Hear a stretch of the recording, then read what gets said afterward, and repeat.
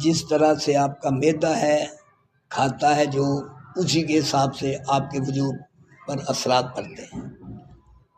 آپ کی خوراک آپ کے وجود کی تبدیلیوں کا سبب بنتی ہے۔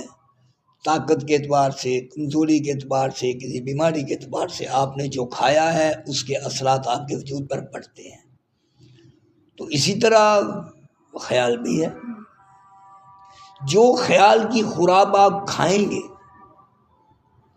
اسی کے مطابق آپ کا خیال چلے گا۔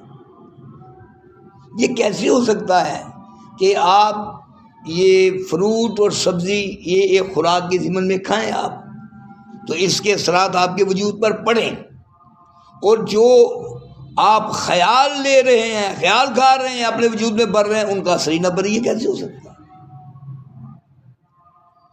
اس بات کو سمجھنا چاہیے نا ہمیں کہ اگر آج ہمارے خیالوں کی دنیا اس قدر بے قابو ہے، اس قدر بے لگام ہے، تو کیوں ہے؟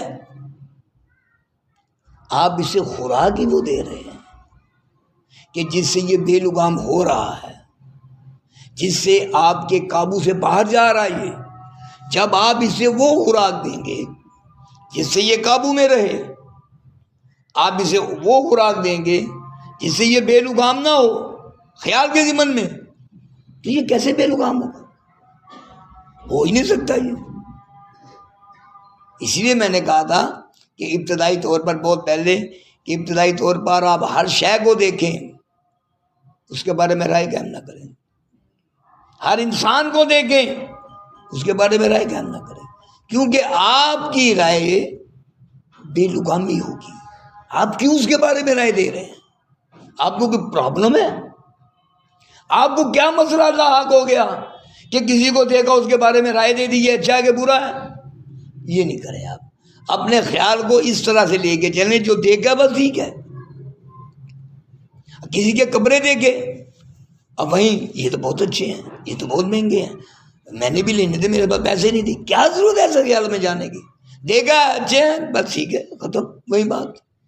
لیکن جب آپ اپنے خیال کو اس طرح سے لے کے چلیں کہ یہ آپ کے کنٹرول میں ہی نہیں رہتا، مطلب ایک انسان کو دیکھا ہے، اس کے ہاتھ میں پسٹل ہے، بس یہ مجھے مارے گا، یہ فلاں کو مارے گا، یہ فلاں کو مارے گا، یہ معاشرے میں جا کر بدامنی پھیلائے گا، یہ فائر کرے گا، کیا ضرورت ہے ایسی بات؟ بس سوچ دے گی، بس ختم۔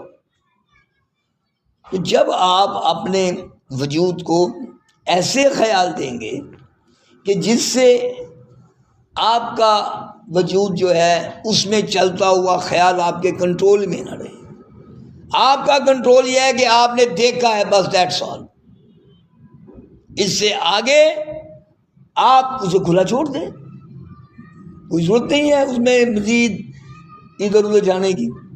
تو اس طرح سے آپ جس طرح سے اپنی خوراک سے اپنے وجود کو درست کر سکتے ہیں، نیوٹریشن کے تحت جس طرح آپ خوراک کھاتے ہیں تو اس کے اثرات آپ کے وجود پر پڑتے ہیں، اسی طرح خیالات کی دنیا میں بھی ہوتا ہے۔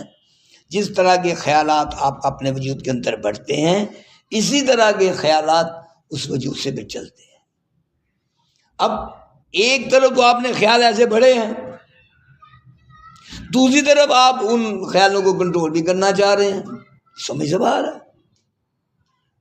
یا تو آپ نے کنٹرول سے بھرے ہیں، اپنی مرضی سے بھرے ہیں، پھر ہو سکتا ہے آپ اپنی مرضی سے کچھ نہ کچھ کرنے کے قابل ہوں، لیکن اگر آپ کو پتہ ہی نہیں ہے یہ خیال کیسے میرے اندر آ گئے، آپ کو تو پتہ بھی نہیں چلتا کہ خیالات اس تیزی کے ساتھ گھومتے ہیں کہ ہزاروں کی تعداد میں ایک دن میں آپ کے جو خیال ہیں وہ متغیر و متبدل رہتے ہیں، ہزاروں کی تعداد میں۔ ایک انسان کو پتہ بھی نہیں ہوتا کہ اس کے خیالات کیسے ادھر ادھر بھاگ رہے ہیں، لیکن بھاگ رہے ہوتے ہیں۔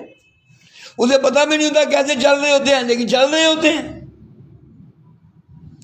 تو اگر آپ خیالات کے یہ پہلو جانتے نہیں ہیں، خیالات کے یہ انداز جانتے نہیں ہیں کہ انہیں کیسے چلنا ہے، کیوں چلنا ہے، ان کی خوراک کیا ہے، میں انہیں کنٹرول کروں، میں انہیں بے لگام نہ ہونے دوں، آپ کو کسی بات کا کچھ پتہ نہیں ہے، تو پھر آپ اسے کنٹرول بھی نہیں کر سکتے۔